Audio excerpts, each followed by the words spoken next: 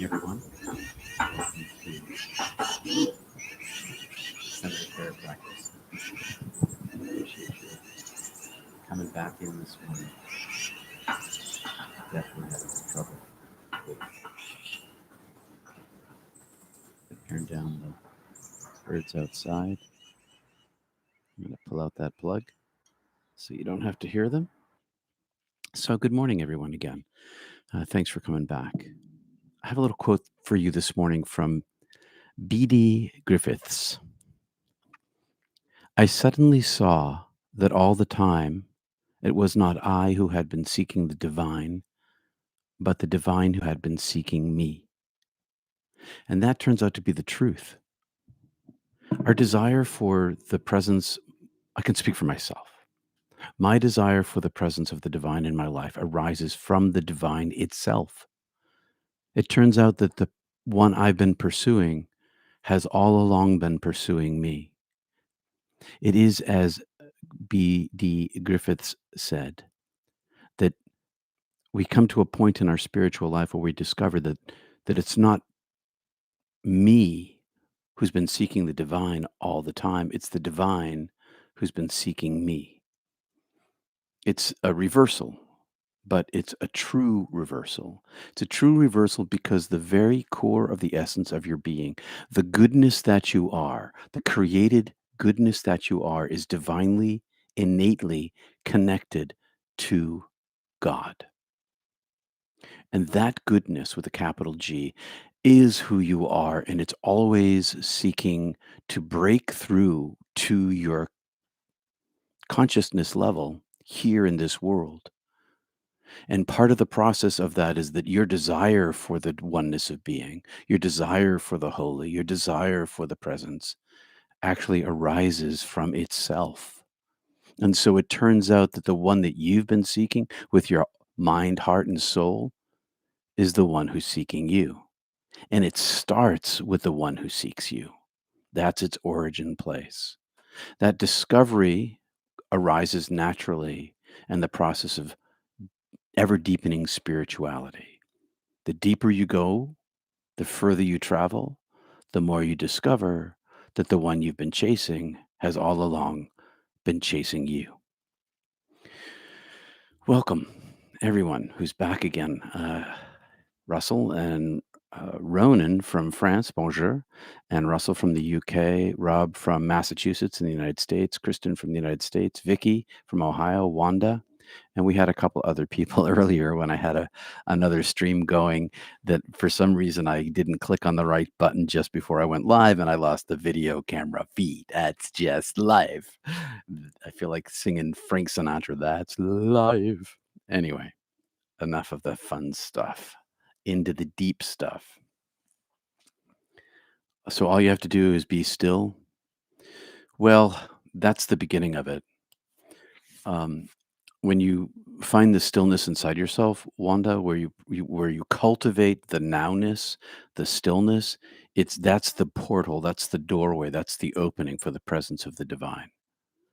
That's where the interaction happens, because God, the holy, the beloved, is always in the now. And so when we still our minds, when we quiet ourselves, we are no longer in the way. And when our mind and our chatter inside our head is no longer in the way, we have an opportunity to rest inside the peace. And in the resting inside the peace is where the interaction occurs. And it carries over into daily life because you build up a belly full of it. Welcome back, Karen, Elise. Thanks for making your way back here this morning. So the stillness is sort of it's the prep work for the allowance of the grace with a capital G to do the work. All we're doing is getting out of the way to allow grace with a capital G, for the goodness with a capital G, to do the work for us. Our job is to strive toward the stillness, and the stillness provides the opportunity, a more of an opportunity, for the divine to enter into us, because we're no longer blocking it anymore. We're no longer standing in the way. We're the ones who are in the way. We're the ones running away. That's what the whole chattering mind is all about. It It's a sort of running away from God. And the stillness s- is a pursuit of that, of the divine, but it's also just the opening for it to act inside of you. Because all the action of the holy, all the mystical experiences that you've ever had, we don't generate those ourselves. We just make ourselves more and more available to them. Because that mystical grace, that uplift and inspiration is a gift that's always being offered to us.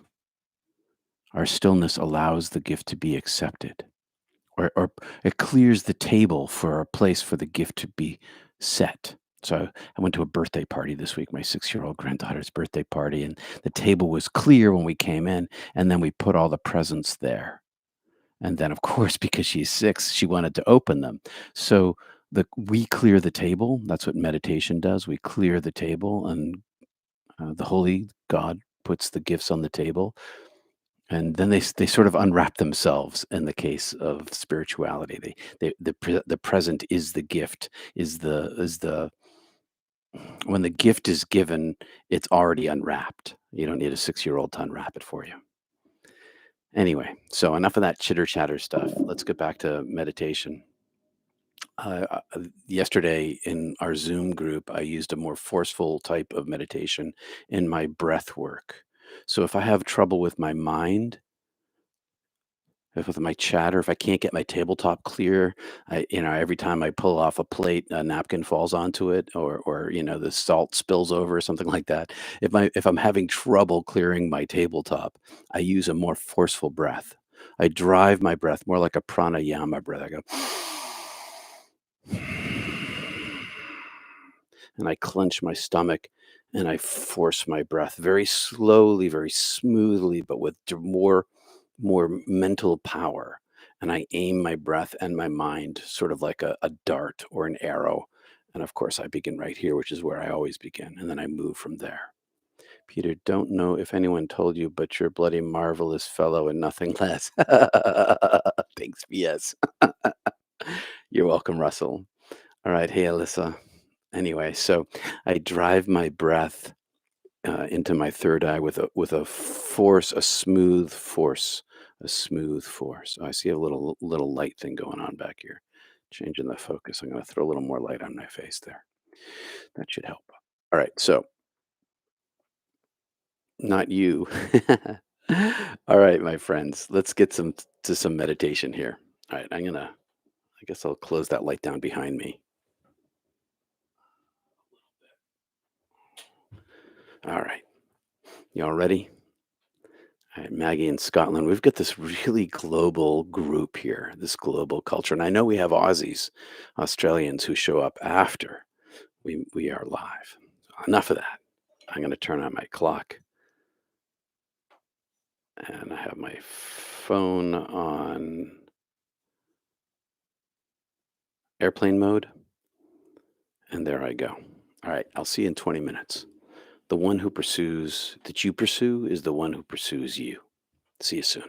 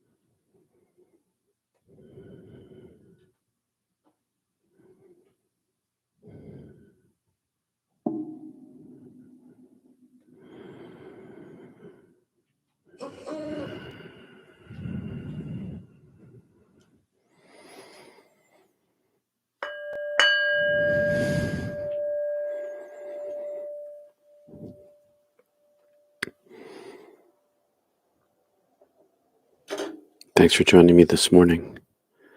Thanks for joining us this morning. Where two or more are gathered, I am there, said Jesus. The more we meditate together, the deeper our journey goes. Good morning, Thas, over there in South Africa. Thanks for liking the video. Thanks for subscribing. Thanks for participating.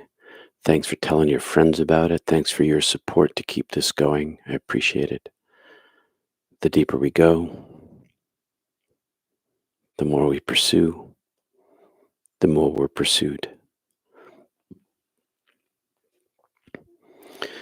So thank you very much. It's 29 minutes and 51 seconds. We're right on time. I like to keep to the time so that everybody gets to go about their day and makes meditation easy. Thanks for coming today. Peace and love, everyone. I'll see you on Sunday at Not Church. I'll see you then, 10 a.m. Eastern, live. Peace and love, everyone. That was awesome. You look very zen with my black beanie. Thanks, Alyssa. Keeps my thin hair head hot, warm. Anyway, I'll see you all Sunday. Peace and love, everyone. Namaste.